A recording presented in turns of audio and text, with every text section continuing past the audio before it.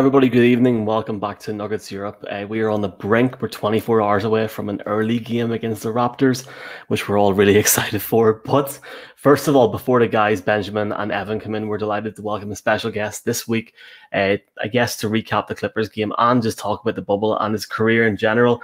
Mike Singer from the Denver Post. Mike, first of all, you came here on short notice, man. So I just wanted to thank you, and you're very welcome to the show. Yeah, thanks for having me. I'm thrilled. Awesome, man. Now, look, for people in Europe that are watching this, we've been very lucky on our Broncos coverage before to have guys on from the Denver Post. Can you even just for the audience over here, maybe tell us a little bit about yourself, your career? I know you've worked in the NBA for a decent amount of time now, so why the Nuggets now, and what's your sort of background in that sense?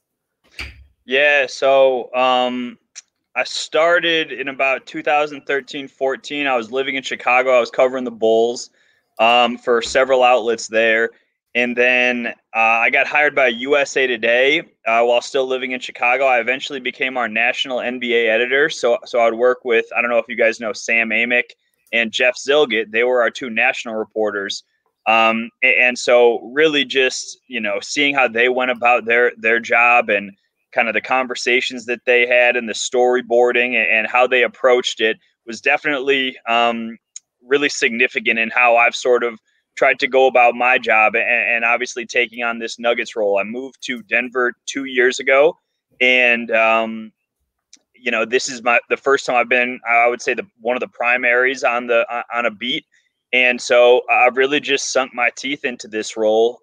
Obviously thrilled that I got the position 2 years ago, but it's been a lot of fun. It's been eye-opening. It's been a ton of hard work. And obviously I'm relatively fortunate that the Nuggets are on the ascent. And, when I got there, they drafted Michael Porter Jr. He didn't play the first year, but we're kind of seeing the fruits of that patience right now across these 7 seeding games. I mean, if you don't think that Michael Porter Jr. is a significant part of their future, alongside Nikola Jokic and Jamal Murray, I don't know what you've been watching, what's been going down in Orlando. I tell you what, man, even like you obviously came to Denver 2 years ago. The difference in that team from 2 years ago to now, as you said, is staggering in a positive way, and it's amazing to see the progress that they've made. I mean, I went to a game 2 years ago, and then I went to the game against the Spurs last season, and even to see the different. Well, I mean, I know they play with teams more than once, but I went around Christmas last year, but to even see the difference then from the year before was just amazing. So I'm like yourself, I'm very excited to see what happens now, not just in the bubble, but obviously in the season to come. Before we talk about MPJ, because he's become almost like a godlike figure on this show, we've got a guy, Brad from London, that's talking about the MPJ train, and we're definitely all on board at the minute. But let's just take our minds back to March and April here, Mike, right? Now, obviously shocking. If you work in sports or have an interest in sports, what happened then, and obviously the detrimental effect in sports has been life-changing. It really has over the last few months. And over here, we've been quite lucky that the soccer started again, albeit in empty stadiums. But what was your opinion of the bubble before it actually happened? Because I think a lot of us thought Florida at the time, but do you know what? I have to say, from watching it over here, and it's been very enjoyable. You almost don't even miss the crowd because you're almost used to it now. Whereas in other sports, I feel like you can't get that same balance. Yeah, I'll be honest. I was skeptical when I initially heard about the bubble idea, especially in Florida. I didn't know that they were going to be able to get the requisite amount of testing and be able to turn those tests quick enough. Who knew if they were going to be efficient? Who knew if they were going to be accurate? I also think the NBA was super concerned about the optics of not taking away any tests from the public. Adam Silver has talked about it a bunch of times. So the fact that they were able to sort of thread that needle, it has been unbelievable. It's been a month down in Orlando, and they have yet to had a positive test amongst the players that they've tested. That is simply incredible. I was frankly disappointed I couldn't go. I tried very hard to go. There's still, I guess, a chance that I could in the event that the Nuggets make a significant run. But, you give the NBA credit for taking a pretty significant risk. I mean, this had the chance to blow up in their face, and thus far it hasn't. And to your point, we're talking about you know, the quality of the product and that the fans don't matter, that the fans not being there is irrelevant. The fact that that's where the conversation is now, a month or 5 weeks after teams got down in Orlando, is a testament to what the NBA pulled off. Obviously, they have about 2 more months left. I think I just saw that the finals can run until October 13th. Who knows? Who knows if the Nuggets will still be dancing by that point?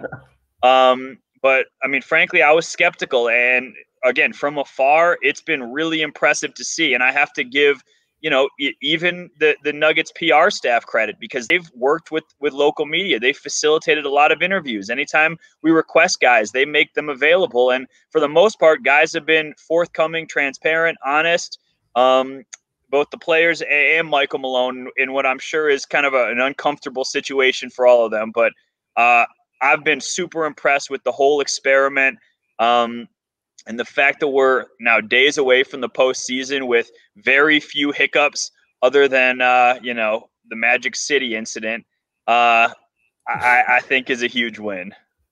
And even before we jump on that playoff train, it's obviously great to see the Nuggets in the playoffs again, and you almost expect it now to an extent, but I know MPJ. If I asked you the question, who stood out for you over these 8?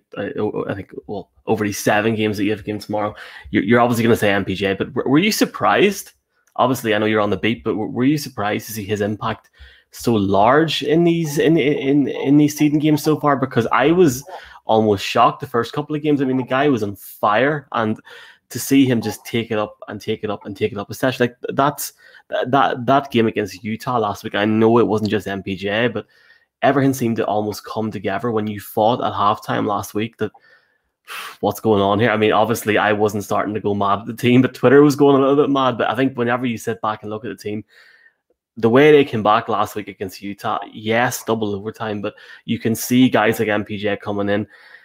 Have you been surprised at how well he's played? And obviously, I think you've mentioned it before, you think he's going to go to that next level potentially at some point. Yeah, I have. But what I think is really interesting is we're kind of seeing his potential when some of the pressure is removed. He no longer is kind of looking over his shoulder. Gary Harris and Will Barton are injured, so he knows he's going to get minutes. These seeding games didn't mean a ton for the Nuggets. They knew they were going to be in the playoffs. It was all about matchup, and that wasn't clear until only the last couple days. So Michael Porter Jr. has been able to play while healthy with kind of a free spirit and a free conscience. He didn't need to worry about defensive lapses. He didn't need to worry about a turnover or not crashing the glass. Like, there were minutes going to be allotted for him. And to his credit, he seized them. I mean, I think he had 4 consecutive double-doubles before last night's game. He was the team's leading scorer, the team's leading rebounder. He's shooting something like 46% from three-point range. Part of it is just the experience and having the opportunity. And frankly, the Nuggets are one of the deepest teams in the NBA, and this has been a constant theme. Malone had to decide, how much am I going to allocate time to let this potentially star player develop while also letting the rest of the team find their chemistry and build towards the playoffs. And do I trust Michael Porter Jr. enough to play him in crunch time or play him in significant, important minutes in the postseason? And 2 weeks ago, I don't think I would have been comfortable saying that Michael Malone would allocate X amount of minutes to Michael Porter Jr. in the playoffs. I don't think I could have unequivocally said that. Now, after what we've seen in the last 7 games and given the status of Harrison Barton, I would be stunned if he is not a starter in the playoffs. And frankly, I think if both of those guys were healthy, I'm not sure Michael Porter Jr. still wouldn't be a starter. So obviously, Michael Malone's going to have some decisions to make. But from my opinion, Michael Porter Jr. has opened eyes, validated all of that chatter that had been sort of trickling out of the Nuggets practices throughout this past season. And I have to say, it's not a bad decision to have either, is it? Just having MPJ playing so well. It remains to be seen what happens. Obviously, after the early game tomorrow, I seriously, Mike, I can't tell you how happy people are that the game is early tomorrow. And just while we say that, I'm going to bring in 2 lads. We got Evan here, who is a Denver native, but he lives in London at the minute. And we got Benjamin as well, who's from London. So this is Mike Singer, lads, from the Denver Post. How are you guys doing? Great to meet you, my friend. You too. You too. I was just telling Mike there, guys, obviously tomorrow night we got this game against Toronto, which is a heavenly, 6:30 start? Yeah, for us in the evening. So yeah, I can't wait. Can't wait. There's music to my ears.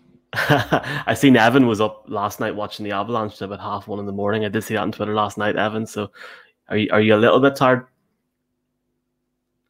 Yeah, I didn't stay up. I didn't watch the Nuggets game though, to be honest. I went to bed after that. Don't worry, 6:30 will be nice.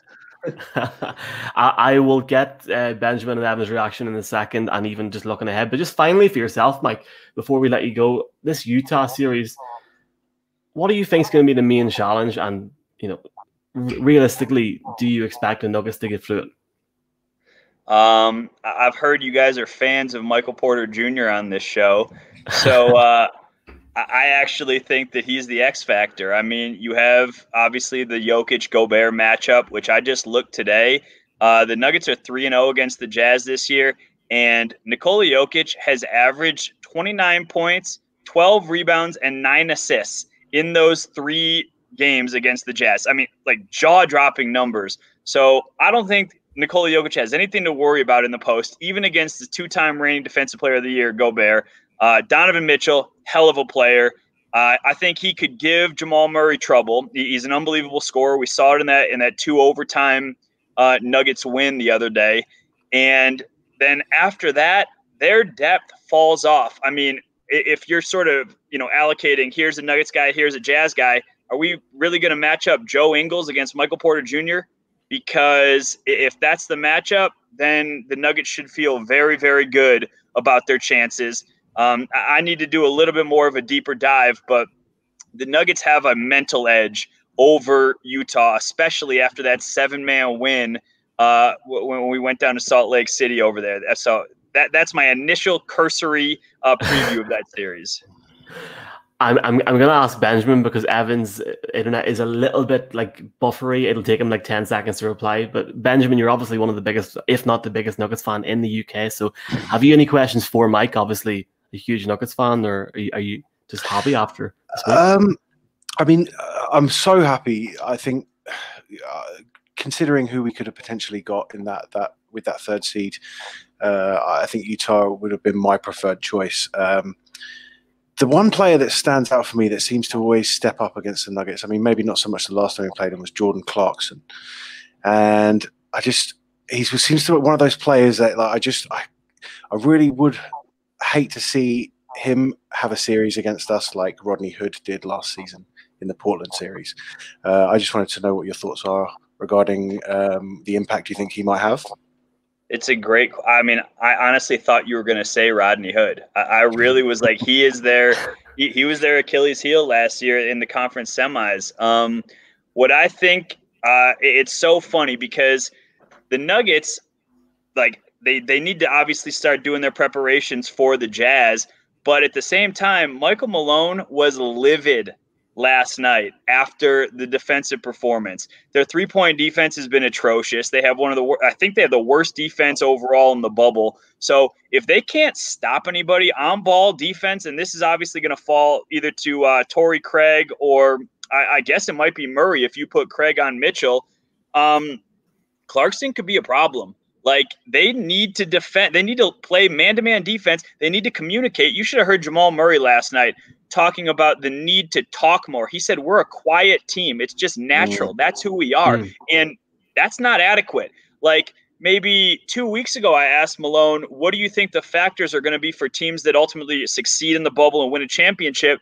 And he talked about communication and defense. And then 2 weeks later, the Nuggets are falling apart in that capacity. So it's so interesting because they need to focus on the Jazz, but this meaningless game tomorrow against Toronto with no stakes at all is actually kind of important for the Nuggets because they need to tighten up some of those screws, in my opinion. And also, I mean, for us, this pay-per-view tomorrow, it's on at dinner time. So that's seriously, I know I keep saying this, but this is a big thing tomorrow. Look, Mike, I can't let you go without at least saying to Evan, I know there's a little bit of a delay on the reaction, but Evan is from the Denver Stiffs. Evan, Obviously, I'm sure you follow Mike, but have you any questions for Mike in regards to how the bubbles maybe went so far, or what the journey ahead is? Ooh, I just want to know, what do you think how far do you think the series will go? Like, obviously Nuggets should win, but how many games do you think it'll take? I think it's going to be a 5 or 6 game series. I think the Nuggets are going to win.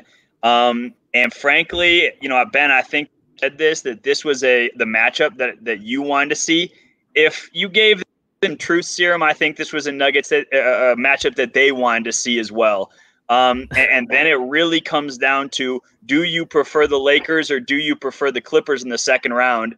And listen, the Nuggets can feel good about the fact that they were competitive with the Clippers yesterday, and they didn't barely play any of their starters in the fourth quarter. So here's what I'll say about the Nuggets' chances.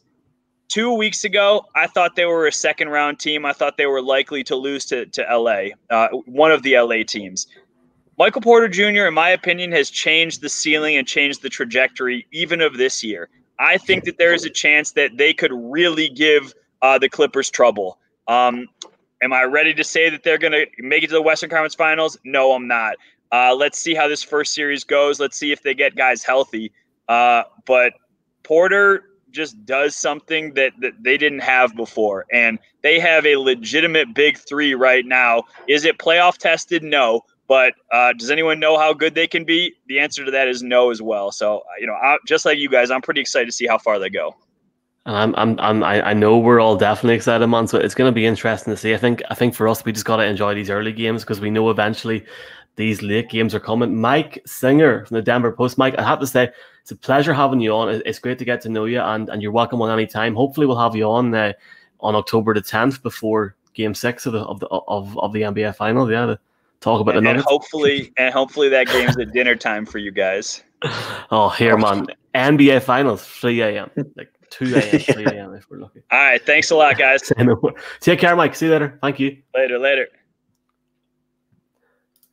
So obviously, lads, welcome in. A pleasure having Mike on there. A lovely guy from Cleveland, apparently. So, guys, look, I know you're probably watching the Champions League, yeah. So I know it's bad timing. I appreciate he's coming in right now. No, well, I'll tell you what, Leipzig's beating Atletico Madrid. I don't know if anybody cares. Benjamin, I thought you'd be caring, man. Well, to be honest with you, I was having a little peek at the start of the game, and I didn't realise how much the rest of Germany dislikes Leipzig as a team. I had no idea. And apparently they are all, quite vocal in their disdain for Leipzig. But hey, Atletico, we call them El Burnley. So, yes, sir. Here, look, lads. Let's focus on two things and two things only. First of all, the game against the Clippers last night. Evan, I know that you were sleeping, but I seen that you were awake enough today to at least do a preview or a small preview for the Stiffs. Did you catch up even on a recap? Obviously, last night, MPJ gets 25 minutes, Millsap gets 23 minutes. Nikola and Jeremy Grant shared the same amount of minutes, but Jeremy Grant gets 25 points. So what was your main takeaway from last night, Evan? I think just from my own, analysis or whatever, recapping, it would be the Jeremy Grant minutes. I think time and time again during this bubble games, he's kind of showed how valuable he's going to be for the Nuggets. And I saw a quote from Michael Malone even that said that Grant's basically solidifying that Grant is going to have a huge role for the Nuggets in the playoffs, and that's going to be huge, especially when they play against teams like LA in the second round, and they're going to need him on the wing to defend guys like Paul George or Kawhi Leonard, where Denver typically has struggled against longer wing players like that. So I think you want him there for the defense, but his offense that he's bringing too is a huge plus. Evan, have you any idea when the first game is? Because I'm trying to find it online here and I can't find it anywhere. I don't know if it's been announced yet. I think they're supposed to start like the 17th, but they've got those playing games to do this weekend too. Yeah, so it'll be the 17th or 18th probably. That's very fair. I completely forgot about the playing games. My bad. Thank you, though, Evan, for that. Benjamin, did you stay up late and watch that last night? I actually didn't. No, I woke up at 5:30 this morning with my little one, and I watched as well as I could while she was tugging on my arm and wanted me to play with dollies. But no, it was. I watched it. I mean, the thing I enjoyed the most was There's a lovely little block from Michael Porter Jr. on Paul George. He stayed with the play, and we're seeing these little defensive things that he's doing where he's getting smarter. He's learning he's learning how to position himself on the court defensively. Every game, step by step, little by little, he's getting better and better, and it's just so positive. It's just nothing but positivity coming from our young superstar, potential superstar. No, he's a superstar. Yeah, he definitely is, man. And Mike said it there before you guys came on. He is. Look, lads, it's so late these games. Like, but at least tomorrow. I mean, oh my god, incredible. I'm guessing though. I mean, you two guys live in actual civilization where you can go out and do stuff on a Friday night. I don't. I live in the middle of nowhere, so. I mean, I'll start with you, Evan. Are you planning to watch tomorrow night? Obviously, 6:30, by the way, Sky Sports Action or Mix. I have no idea anymore. All the channels are the same to me. But obviously, against the Raptors, I mean, it's a nothing game, isn't it? Well, Mike said it wasn't a minute ago, but in terms of actually the playoffs it's good prep, I guess. I think it'll be a good tune-up game still. I can't imagine that many of the starters will be playing like the second half even. Maybe they'll start and play the first half. But the way Malone's been kind of resting him so far, I can't imagine there will be anything more than that. Unless for some reason Harris and Barton are healthy enough to play, that would be great. But I'm not really getting my hopes up on that for either. So I am planning on watching just because it's been so long. Got to savor every moment. But if it's not that good of a game, I probably won't watch the whole thing. I don't know. We'll see. But the joys of basketball. If it's not, you can just walk away. That's the great thing. Yeah, it could be a ball spectacular tomorrow night, Benjamin. Do we wrap Jamal Murray in cotton wool and leave him until the 17th? Oh, well, yeah. I mean, there's a case to be made for doing that. There's a case to be made for, exactly what Mike said as well. I think cohesion is an important thing that we need to address. I think we'll probably see a lot of Keita Bates-Diop. We'll see a lot of Bol. But I think if we are going to run our starters, I think the minutes we have to be, if we're going to see our big three, then we want to see them all together. Because there's no point spitting them out with bit players here and there with role players, because otherwise, we want to be working on getting those three guys. Just as Michael Malone said, if you're going to succeed in the playoffs, you need three offensive options. And now we have that. Let's get them gelling together. Let's get them working well together. And yeah, so there's a case to be made either way. I wouldn't mind either way. I mean, who knows? Who knows? I completely agree. You have to get them gelling together, and I don't know, maybe 1 or 2 quarters tomorrow, and take it easy, and then let ball run over the place and score up at 50 points, and we'll all freak out. Evan, you contributed to a really, really good article today on Denver Stiffs. It was obviously a roundtable previewing the Jazz. Now, we're obviously going to maybe take time over the weekend and maybe early next week to do a proper preview, but are you excited for this matchup in the playoffs? Obviously, it's not a bad situation, is it, for us going in? Dude, I'm so excited for this. I have a lot of personal beef with the Jazz, I guess. I actually went to school in Utah and lived there for 5 or 6 years even. And so I know a lot of Jazz fans. I don't like the Jazz fans. They've especially having to deal with the whole Gobert and Mitchell thing from the draft. Having that rubbed in your face year after year was not fun. And so for me, this is the first, you can win regular season games and whatnot here and there, but you don't really get a leg up on trash talking people until you beat them in a playoff series. And so now that this is finally happening and Denver is poised to win it, should be pretty easily. I'm very excited about that. Man, I'm excited for it, and I think Nuggets in 4, Ben. I really do. I think Nuggets in 4. I'd love to say that. I'd love to say that. If it is, it would be. I mean, look, this series to me. I mean, I know recently it's been Portland, because of the series last year, and it feels like recently that's who's felt like our biggest rivals. But since I've been a Nuggets fan, it's either been a Lakers thing or a Utah thing. For me, it's just Utah have always been that number one team that I just really, really, want to beat every time we step on the court. That extra tiny bit more than anyone else. So beating them is going to be one of the best things ever.